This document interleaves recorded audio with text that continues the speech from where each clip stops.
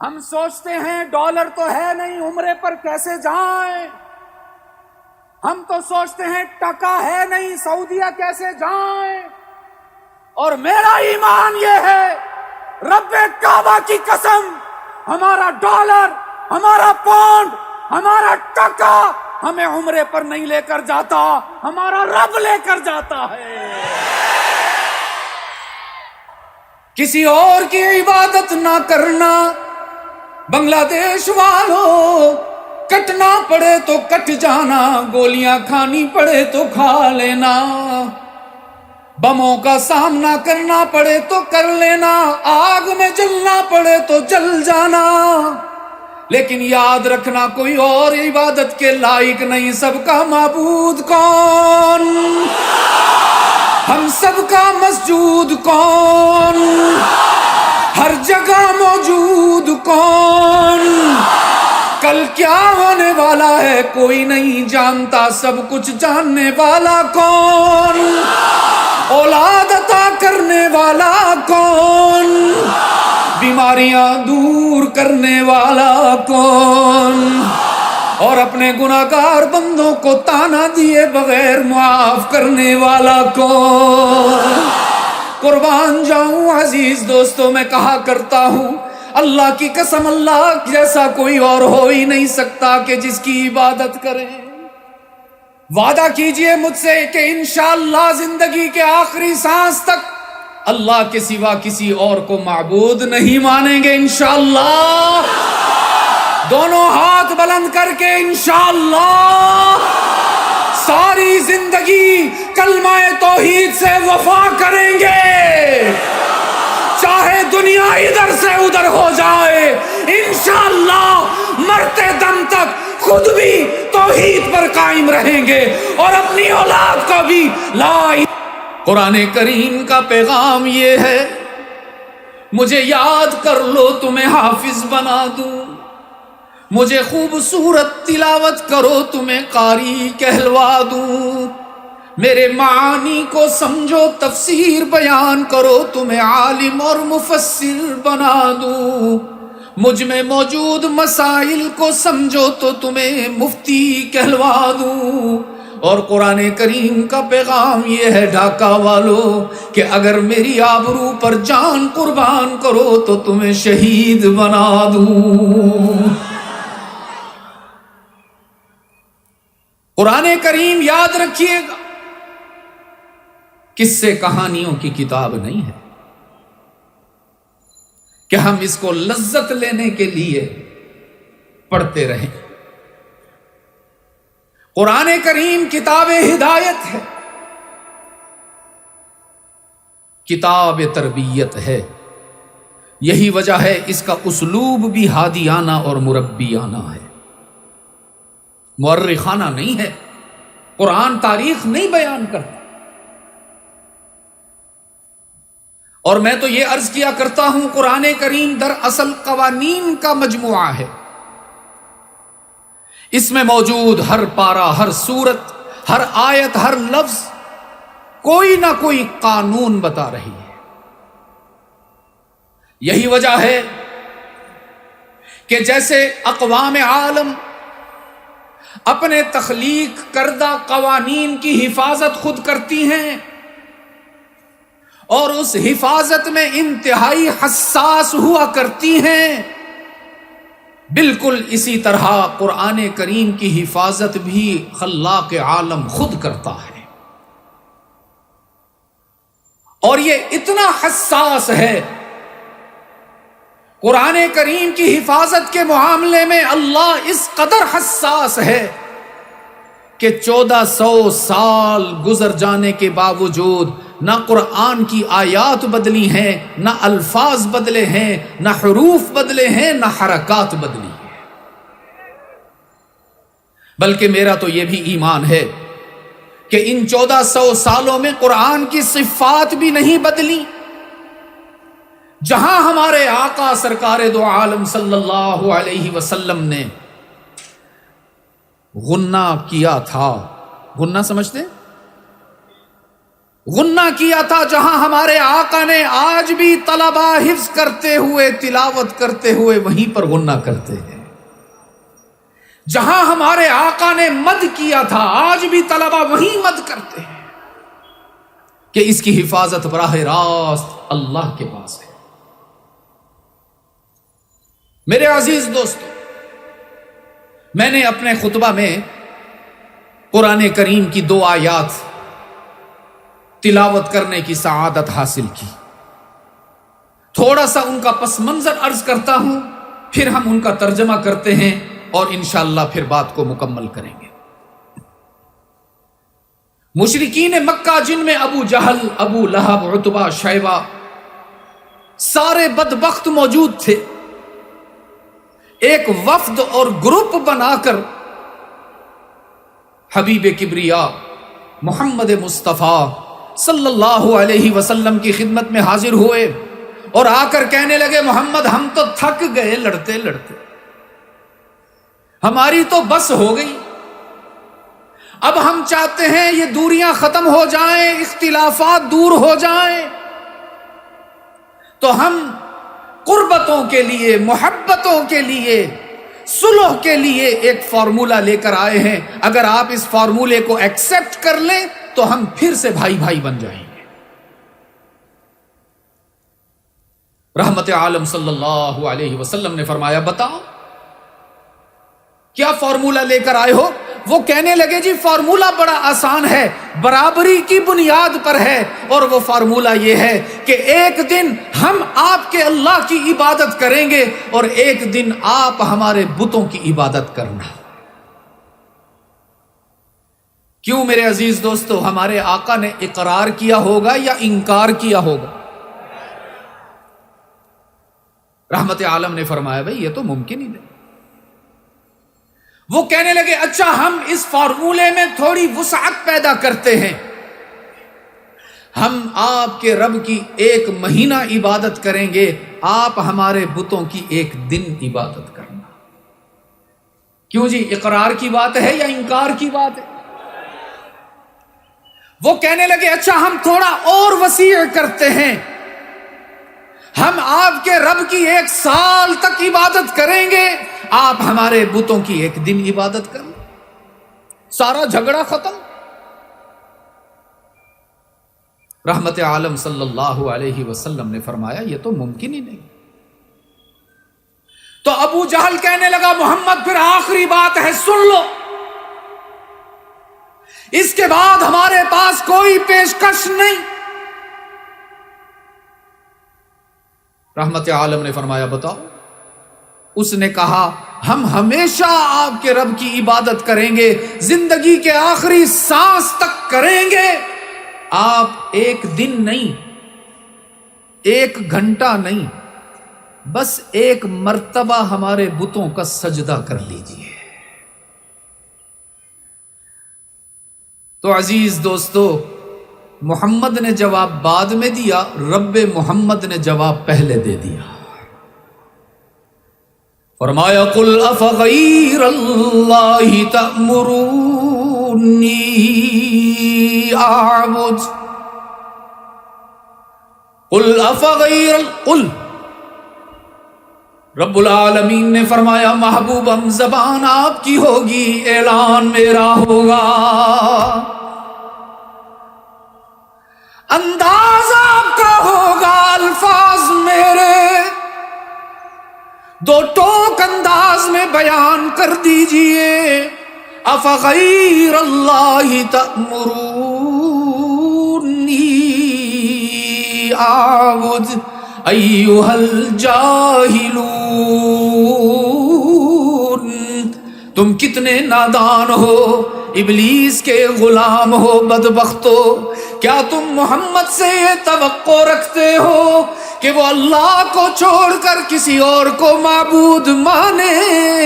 معبود ماننا تو دور کی بات ہے، محمد تو اپنے دل و دماغ میں غیر اللہ کا خیال بھی نہیں لا سکتا. اور کیوں؟ اس لیے کہ رب العالمین نے قانون بنا رکھا ہے. فرمایا وَلَقَدْ أُوحِيَ إِلَيْكَ وَإِلَى الَّذِينَ مِن قَبْلِكَ، حق تعالی نے فرمایا میرے محبوب آپ کے لیے بھی قانون، اور آپ سے پہلے تمام انبیاء اور رسل کے لیے بھی یہی ضابطہ اور قانون کہ لَإِنْ أَشْرَكْتَ لَيَحْبَطَنَّ أَعْمَالُكَ، میرا محبوب ہونے کے باوجود، میرا محبوب ہونے کے باوجود جس نظر سے تو اللہ کو دیکھتا ہے، اگر اس نظر سے کسی اور کو دیکھ لیا تو اللہ روٹھ جائے گا۔ بنایا تو تجھے محبوب ہے، محبوب تو ایسا ہے کہ کمبل اوڑھ کے آئے تو اللہ قرآن کی آیت بنا دیتا ہے، چادر اوڑھ کر لیٹ جائے تو اللہ قرآن میں تجھے خطاب فرماتا ہے۔ محبوب تو ایسا ہے، تیرے شہر کی قسمیں اللہ نے قرآن میں کھائی ہیں۔ رب العالمین نے فرمایا لا اقسم بہذا البلد، مجھے قسم ہے شہر مکہ کی۔ کون سے شہر کی بھائی؟ آواز کم آ رہی ہے؟ ہاں، شاید آپ کو شک ہے کہ یہاں اللہ نے واشنگٹن کی قسم کھا لی ہو، شاید پیرس کی قسم کھائی ہو۔ وہیں جانے کے لیے آج کل ہم ترستے ہیں نا کہ ویزا لگ جائے امریکہ کا، کم وقت۔ رب العالمین نے فرمایا لا اقسم بہذا البلد، مکہ کی قسم کھا رہا ہوں۔ میں نے دل میں سوچا اللہ نے مکہ کی قسم کیوں کھائی؟ شاید اس لیے کہ وہاں بیت اللہ ہے۔ مکہ میں ہے بیت اللہ؟ دیکھا ہے آپ میں سے کسی نے؟ کس کس نے دیکھا ہے ذرا ہاتھ تو اٹھائیے۔ کون کون گئے ہیں عمرہ پر، حج پر؟ اچھا تھوڑے تھوڑے ہاتھ آ رہے ہیں۔ اچھا ارادہ کس کس کا ہے جانے کا بھائی؟ ماشاء اللہ ماشاء اللہ ماشاء اللہ ماشاء اللہ، اللہ ہم سب کو لے جائے بھائی۔ کچھ حضرات کی تو چیخیں نکلی ہیں، لیکن زیادہ تر نے ایک ہی ہاتھ کھڑا کیا ہے، وہ بھی لگتا ہے سردی سے پورا ہاتھ نہیں اوپر کیا تھا۔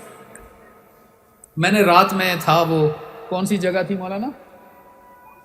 موش خیلی میں، وہاں بھی میں نے یہ واقعہ سنایا۔ چلو آپ بھی بیٹھے ہیں، آپ کو بھی سنا دیتا ہوں۔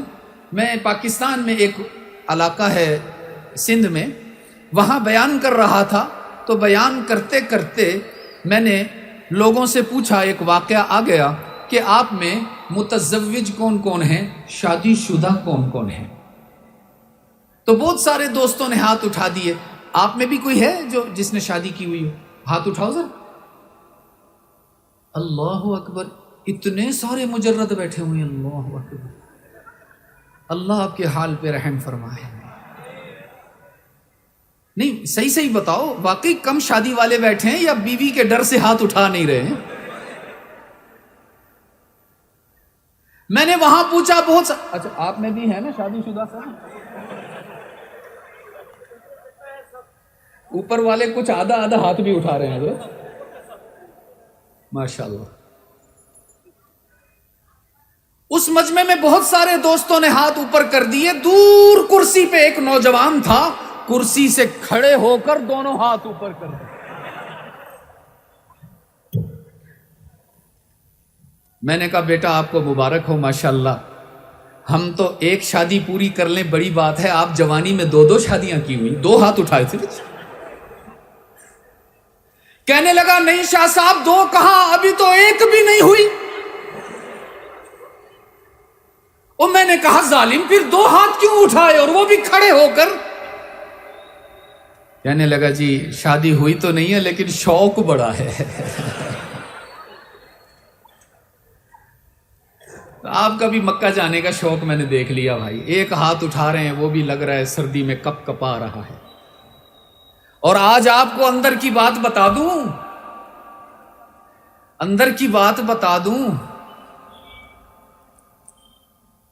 مسئلہ یہ ہے کہ جب ہم سوچتے ہیں حج پہ جائیں، عمرہ پر جائیں، مولانا مفتی صاحب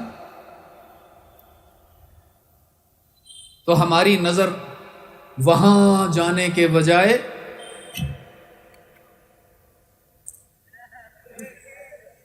یہاں جاتی ہے. ہم سوچتے ہیں ریال تو ہے نہیں, حج پہ کیسے جائیں. ہم سوچتے ہیں ڈالر تو ہے نہیں, عمرے پر کیسے جائیں. ہم تو سوچتے ہیں ٹکا ہے نہیں, سعودیہ کیسے جائیں. اور میرا ایمان یہ ہے, رب کعبہ کی قسم, ہمارا ڈالر, ہمارا پاؤنڈ, ہمارا ٹکا ہمیں عمرے پر نہیں لے کر جاتا, ہمارا رب لے کر جاتا ہے.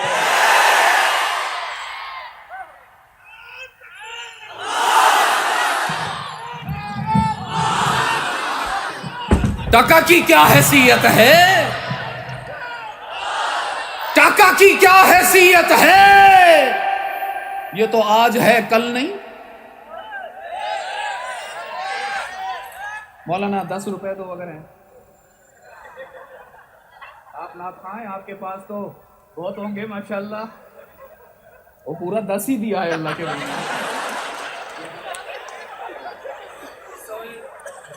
حضر کر لو. اچھا بھائی چلو حضر کر لو, یہ گم ہو جائے گا, آپ کو مکس ہو جائے گا. ادھر دیکھیے, یہ کیا ہے. اللہ کرے کہ اللہ اس کو زبان دے تو آپ کو بتائے گا اس نے کسی سے وفا نہیں کی ہے. اگر یہ وفادار ہوتا, اگر یہ وفادار ہوتا تو بادشاہوں کے سوا کسی کے پاس نہ ہوتا. لیکن اللہ کی قسم, برے کردار کی عورت اتنے بستر تبدیل نہیں کرتی جتنا یہ جیبیں تبدیل کرتا ہے. اس کی کیا حیثیت کہ یہ ہمیں عمرہ کروائے, اس کی کیا طاقت کہ یہ ہمیں حج پر لے جائے. آؤ تمہیں بتاؤں مولانا روم رحمت اللہ علیہ نے کیا سنایا. فرمایا بود مورے ہوس داش کے در کا برسد, بود مورے ہوس داشت کے در کا برسد, دست بر پائے کبوتر زد و ناگار رسید.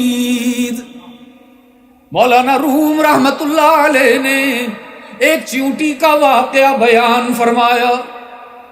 کس کا بھائی, چیونٹی کو کیا کہتے ہو, بس ٹھیک ہے. ایک چیونٹی کا واقعہ بیان فرمایا. ایک چیونٹی نے اللہ سے دعا کی, رب العالمین میرا دل چاہتا ہے کسی طرح مکہ پہنچ جاؤں, دیوانی ہو کر بیت اللہ کے گرد چکر لگاؤں, اور پھر زندہ واپس نہ آؤں, کسی حاجی کے پاؤں کے نیچے آ کر شہید ہو جاؤں. لیکن کہنے لگی الہ العالمین, چھوٹی سی پپلی کا ہوں نا, راستے میں دریا بھی ہیں, سمندر بھی ہیں, صحرا بھی ہیں, پہاڑ بھی ہیں, جنگلات بھی ہیں, میں کیسے پہنچ سکوں گی, چھوٹی سی ہوں نا. رب العالمین نے فرمایا چیونٹی تو چھوٹی ہے تو کیا ہوا, تیرا رب تو بہت بڑا ہے. تیرا کام تھا دعا کرنا, میرا کام ہے عطا کرنا. تیرا کام تھا مانگ لینا, میرا کام ہے مان لینا. تو نے اپنا کام کیا ہے, اب میں اپنا کام کروں گا. اللہ نے ایک کبوتر کی ڈیوٹی لگا دی, جاؤ کبوتر میری چیونٹی کے پاس جاؤ, جا کر اس کے قریب بیٹھ جاؤ. کبوتر اڑتا ہوا آیا, چیونٹی کے قریب بیٹھ گیا. رب العالمین نے چیونٹی سے خطاب کرتے ہوئے فرمایا, پیاری چیونٹی بیٹھ جا اس کے پاؤں پر, یہی تیرا جہاز بنے گا. ڈھاکہ والو تم بتاؤ, چیونٹی کو پاسپورٹ کی ضرورت تھی کہ نہیں؟ نہیں, آہستہ کہہ رہے ہو نا, پھر وہی ٹاکے والی بات آ گئی نا. وہ یقین نہیں آ رہا دل میں. میں چاہتا ہوں اتنا اونچا نہیں کہو کہ غیر اللہ سے ہونے کا یقین اللہ دل سے باہر نکال دے. پاسپورٹ کی ضرورت, اور اونچا زورے بولو, ویزے کی ضرورت, ٹاکے کی ضرورت, ریال کی ضرورت، کسی انتظام کی ضرورت نہیں۔ رب العالمین نے فرمایا چیونٹی تیری آرزو مجھے پسند آ گئی، راستے بھی میں بناؤں گا، اسباب بھی میں بناؤں گا، حالات بھی میں بناؤں گا، جہاز بھی میں نے بھیج دیا، بیٹھ جا کبوتر کے پاؤں پر۔ وہ چیونٹی اللہ کے حکم سے کبوتر کے پاؤں پر بیٹھ گئی اور کبوتر چیونٹی کو لے کر اڑنا شروع ہو گیا۔ اڑتے اڑتے دریاؤں کو کراس کیا، جنگلات سے گزر گیا، پہاڑوں کو عبور کیا، سمندروں کو سر کیا اور سیدھا مکہ پہنچا، بیت اللہ کی چھت پر بیٹھ گیا۔ حق تعالی نے فرمایا پیاری پپلی کا چھوڑ دے اس کا پاؤں، تیری دعا قبول ہو گئی۔ وہ اللہ جو چیونٹیوں کو لے جا سکتا ہے وہ محمد کے امتیوں کو بھی لے جا سکتا ہے۔ مانگا کرو کبھی رات کی تنہائیوں میں اٹھ کر، کبھی سجدے میں سر رکھ کے رویا کرو خوب۔ میں نے کہا الہ العالمین مکہ کی قسم کیوں؟ کیا اس لیے کہ وہاں بیت اللہ ہے، یا اس لیے کہ وہاں صفا مروہ ہے، یا اس لیے کہ وہاں بیر زمزم ہے، مقام ابراہیم ہے، غار ثور ہے، غار حرا ہے؟ رب العالمین نے فرمایا نا لا اقسم بہذا البلد، مکہ کی قسم بیت اللہ کی وجہ سے نہیں، بیر زمزم کی وجہ سے نہیں، تو پھر یا اللہ کیوں؟ رب نے فرمایا وَأَنْتَ حِلٌّ بِهَذَا الْبَلَدِ، میں جب عرش بری سے مکہ کی زمین پر نگاہ ڈالتا ہوں تو مجھے مکہ کی گلیوں میں اپنا محبوب محمد چلتا ہوا نظر آتا ہے۔ یہ تو محبت کا تقاضا ہے نا کہ محبوب جن گلیوں میں گزرتا ہے ان گلیوں کو اللہ قرآن میں ذکر کرتا ہے، لیکن محبوب ہونے کے باوجود رب العالمین نے فرمایا وَلَقَدْ أُوحِيَ إِلَيْكَ وَإِلَى الَّذِينَ مِن قَبْلِكَ لَئِنْ أَشْرَكْتَ لَيَحْبَطَنَّ عَمَلُكَ وَلَتَكُونَنَّ مِنَ الْخَاسِرِينَ۔ محبوبم اگر میری ذات اور صفات میں کسی کی شرکت کو گوارا کر لیا تو نقصان سے تجھے کوئی نہیں بچا سکے گا۔ اور یاد رکھنا ڈھاکہ کے روشن ضمیرو، یہی قانون اللہ نے میرے لیے بھی بنایا، تمہارے لیے بھی بنایا، قیامت تک کے آنے والے انسانوں کے لیے اللہ نے یہی ضابطہ بنایا۔ فرمایا قضا ربک اللہ تعبدوا الا ایاہ، رب العالمین نے فرمایا ساری انسانیت کے لیے قانون بتا رہا ہوں۔ یا اللہ کیا قانون؟ فرمایا اللہ تعبدوا الا ایاہ، کسی اور کی عبادت نہ کرنا، کسی اور کا سجدہ نہ کرنا، کسی اور سے مدد نہ مانگنا۔ تم سب کا معبود کون ہے؟ اچھا یہ آواز ابھی کم ہے آپ کی، میں تو سمجھا تھا بہت محنت کی میں نے، تھکا ہوا بھی ہوں، اب تو کھڑا ہو گیا ہوں آپ کی خدمت میں سبق سنانے کے لیے۔ میں سوچ رہا تھا اب آپ کے ایمان کا لیول اتنا اونچا آ گیا ہے کہ آپ اللہ کو اتنے جذبے سے پکارو گے کہ پورے علاقے میں توحید کی خوشبو پھیل جائے۔ میں تو سمجھ رہا تھا آپ اللہ کا نام اتنا اونچا لیں گے کہ عرش معلیٰ تک آپ کی آواز چلی جائے گی۔ اس لیے ایک دفعہ پھر پوچھتا ہوں آپ سے، پھر پوچھتا ہوں۔ فرمایا قضا ربک الا تعبدوا الا ایاہ، کسی اور کی عبادت نہ کرنا۔ بنگلہ دیش والوں کٹنا پڑے تو کٹ جانا، گولیاں کھانی پڑے تو کھا لینا، بموں کا سامنا کرنا پڑے تو کر لینا، آگ میں جلنا پڑے تو جل جانا، لیکن یاد رکھنا کوئی اور عبادت کے لائق نہیں۔ سب کا معبود کون؟ ہم سب کا مسجود کون؟ ہر جگہ موجود کون؟ کل کیا ہونے والا ہے کوئی نہیں جانتا، سب کچھ جاننے والا کون؟ اولاد عطا کرنے والا کون؟ بیماریاں دور کرنے والا کون؟ اور اپنے گناہگار بندوں کو تانا دیے بغیر معاف کرنے والا کون؟ قربان جاؤں عزیز دوستوں، میں کہا کرتا ہوں اللہ کی قسم، اللہ جیسا کوئی اور ہو ہی نہیں سکتا کہ جس کی عبادت کریں۔ ہمارا اللہ اپنی ذات میں بھی یکتا ہے، اپنی صفات میں بھی یکتا ہے، نہ کوئی ذات میں اللہ جیسا، نہ کوئی صفات میں اللہ جیسا۔